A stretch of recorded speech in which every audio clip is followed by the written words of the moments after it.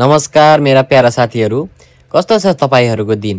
आज म तपाईहरुसँग एउटा धेरै महत्त्वपूर्ण विषयमा कुरा गर्न गइरहेको छु। हो, आज हाम्रो टपिक रहेको छ कसरी तपाईले आफ्नो बुरी नजरलाई हटाउन सक्नुहुन्छ र यसको बारेमा म केही विस्तृत कुराहरू यस भिडियोमा बताउन गइरहेको छु। यो भिडियो अन्तिमसम्म हेर्ने व्यक्तिले आफ्नो बुरी नजर हटाउन सक्नेछ भन्ने म जानकारी गराउन चाहन्छु र भिडियो अन्तिमसम्म हेर्नुहोला।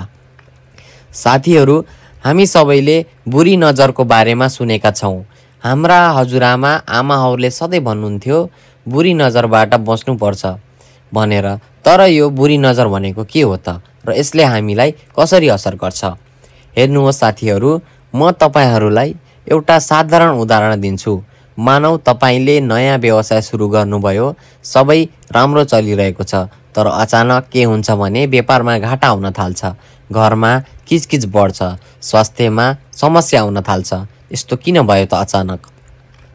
धेरैजना भन्नुहुन्छ यो बुरी नजरको कारणले हो। र साथीहरू, म यहाँ तपाईहरूलाई यस्ता केही सजिला उपायहरू बताउन गइरहेको छु जसले तपाईलाई बुरी नजरबाट बचाउन मद्दत गर्छ।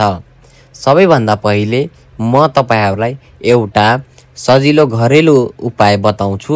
मेरो हातमा के छ हेर्नुहोस्, एउटा कागती र अलिकति नुन। यी दुई चिज हरेक घरमा सजिलै पाइन्छ। अब ध्यान दिएर हेर्नुहोस्, म यसको प्रयोग कसरी गर्छु। अहिले यो कागतीलाई काट्नुहोस् र यसमा नुन हाल्नुहोस्।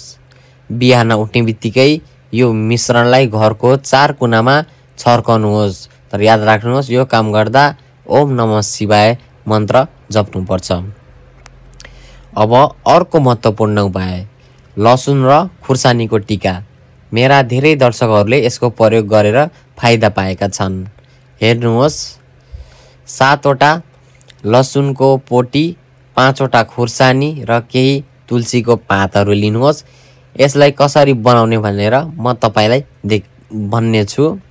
साथीहरू, अब म तपाईहरूलाई एउटा रोचक कुरा बताउँछु। के तपाईलाई थाहा छ हाम्रा पुर्खाहरूले किन कालो धागो बान्थे? यसको पछाडि एउटा वैज्ञानिक कारण छ। साथीहरू, यो क्रिस्टल, यो कालो हकिक, यसले हामीलाई नकारात्मक ऊर्जाबाट बचाउँछ। म यसलाई सधैँ आफ्नो साथमा राख्छु। मलाई याद छ एकपटक मेरो आफ्नै जीवनमा यस्तै घटना भएको थियो जसले बुरी नजर लागेको थियो र मैले कालो हकिक प्रयोग गर्नाले त्यो बुरी नजर हटेको थियो। साथीहरू, यी सबै उपायहरू अपनाउँदा एउटा कुरा याद राख्नुहोस्, सकारात्मक सोच। जति उपाय गरे पनि यदि हाम्रो सोच नकारात्मक छ भने केही काम लाग्दैन।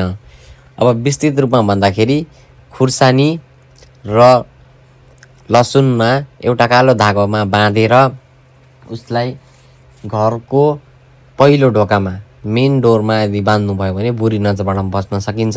र कागतीलाई चिरेर त्यसमा नुन छर्केर राख्नुभयो भने राति बिहान उठेर त्यसलाई निचर्नुभयो भने घरको चार कुनामा तपाईको बुरी नजर हट्दै जानेछ।